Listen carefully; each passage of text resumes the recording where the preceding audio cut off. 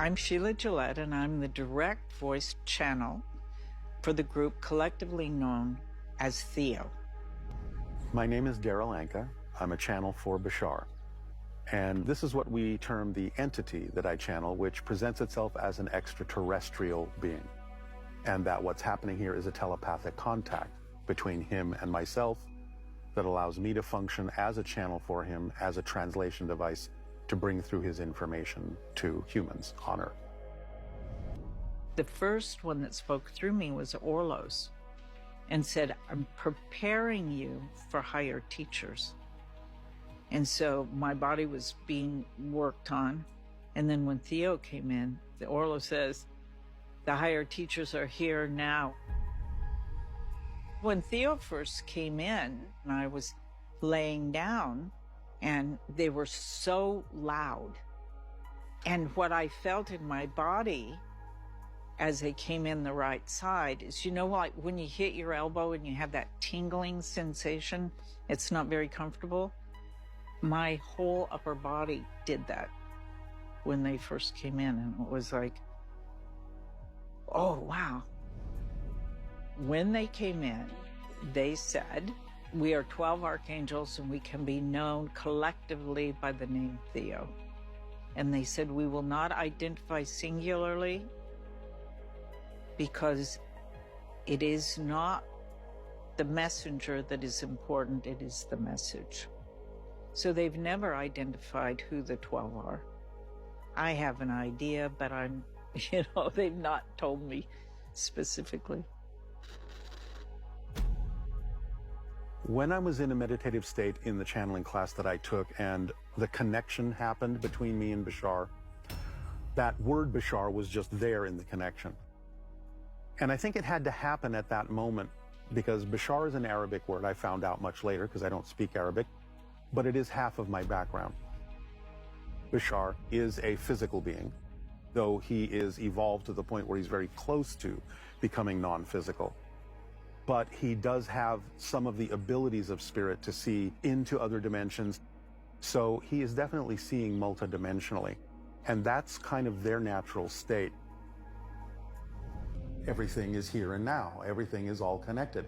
It's not a particular place you have to go. It can be accessed from anywhere, anytime. It's just the idea that all information never goes away. It's all here and now. It cannot be destroyed. It cannot cease to exist. So if you are the frequency of a particular piece of information, that's the kind of information that will, so to speak, pop into your awareness. Because information is accessible from anywhere, anytime, any place. Way to describe in human knowledge a certain record keeping. It is not a library of books held somewhere, but it is information that is in the soul, that is a continuum, that is resonant in each cell of your body. So the record is held there within your being. Your human experience is the earth suit that you've chosen to navigate this planet. And so the soul enters this earth suit. It has cells, which the soul permeates all of them. And that is where the records are held in all those cells, but more importantly, in the energy of the soul that is eternal. And speak of it as one's multidimensionality and vibrational frequency. Channeling Bashar for so long now, almost 39 years, a lot of his philosophy, a lot of his perspective has sort of rubbed off on me. He refers to what we might call universal mind or God or goddess, all that is, as all that is. Literally, it's existence itself that is self-aware, that is intelligent, but it's intelligent on a very different level than we understand what that expression is. He basically is saying it's only one thing, and we're all a part of it, because there is nothing outside of it. But from his perspective, the one thing itself, whatever you want to call it, is beyond that. Time is a concept within it. It's not subject to time. Your true nature is non-physical.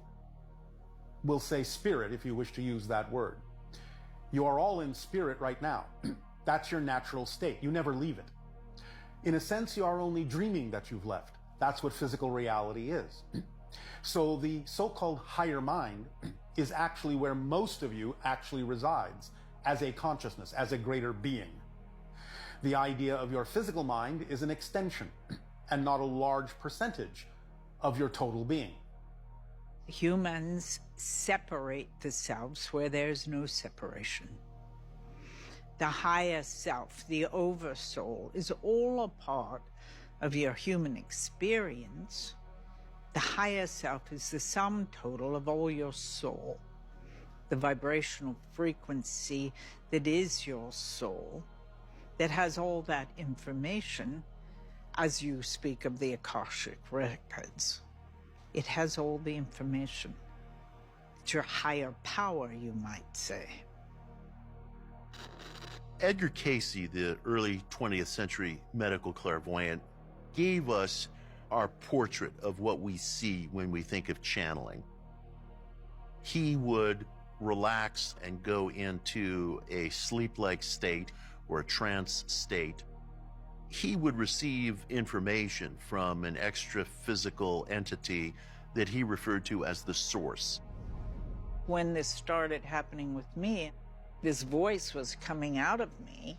Then I started trying to find something or someone that I could relate my experience to understand it more. So the first book that I ever found was an Edgar Cayce book. And I started reading it and I thought, well, that's what I'm doing. You know, that's what's happening to me. Edgar Cayce was an influential source for me, and I would almost call his style more of a trance, because he was known as the sleeping prophet. So he was an influence in the sense of he was part of my education of what channeling was. Edgar Cayce, his soul or his messenger connected to the individual. It was like the highway to them on a vibrational frequency.